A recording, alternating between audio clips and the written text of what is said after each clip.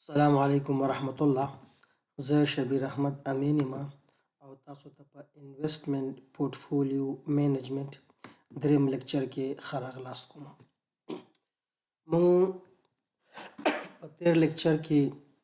یا په پریویس لیکچر کې په ریټ آف انټرست باندې غږېدلي وو او هغه نه مخکې مو د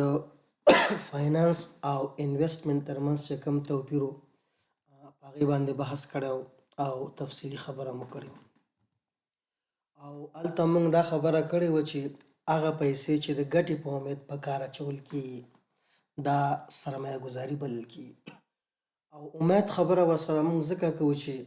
په بزنس کې خو یوازې ټوله ګټه نه وي او د بزنس سره تاوان ملي نو ممکن تاوان وکړي نو ځکه موږ د امید خبره کوو. یا په بل عبارت دلته یو بل ډیفینیشن هم دی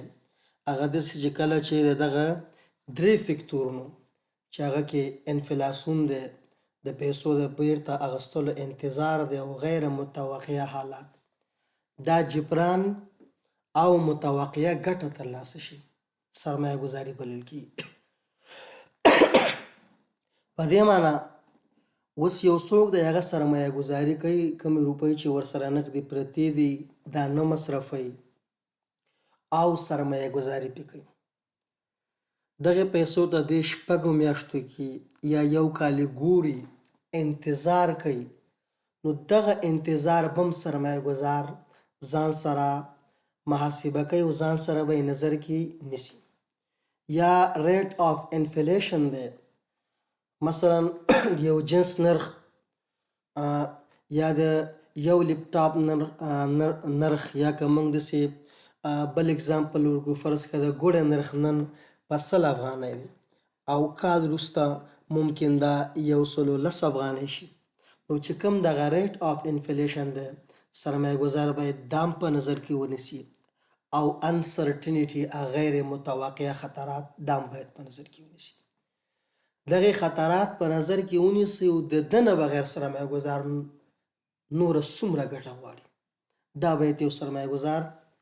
په نظر کې ونیسي او بیا تصمیم ونیسي. موږ انویسټمنټ باره کې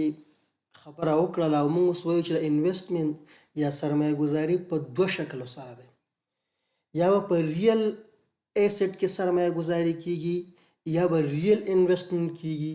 او یا به فاینانشل انویسټمنټ کېږي. ریل انویسټمنټ یا حقیقي سرمایه ګذاري هغه سرمایه ګذاري ته وایي په کوم مجسمو شیانو کې چې موږ سرمایه ګذاري کول غواړو چې هغه فزیکي شیپ ولري. مثلا لینډ شو ځمکه شوه په ځمکه کې موږ سرمایه ګذاري کوو ځمکه اخلو خرڅو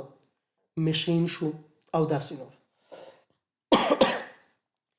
او فاینانشل انویسټمنټ یا مالی سرمایه ګذاري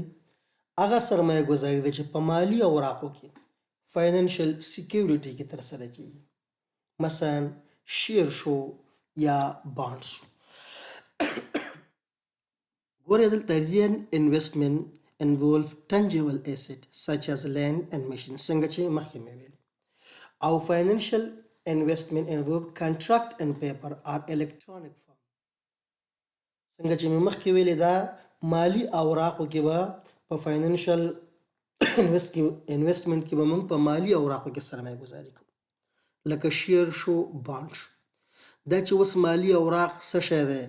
کم کم ټایپس لري په دې باندې به انشاءالله کمپلیټلی بحث کوو خو دې ځینه اوس موږ غواړو چې خپل مسیر ځان دپاره انتخاب کړو. موږ به د ریل انویسټمنټ سره په دې کورس کې او په دغه پلای لیست کې د ریل انویسټمنټ سره زموږ کار نشته دی. موږ به کم چې دلته د مینجمنټ خبره کوو او د انویسټمنټ چې کوم مینج کوو دلته به زموږ د فاینانشل انویسټمنټ سره کاري چې دا خبره کلیري.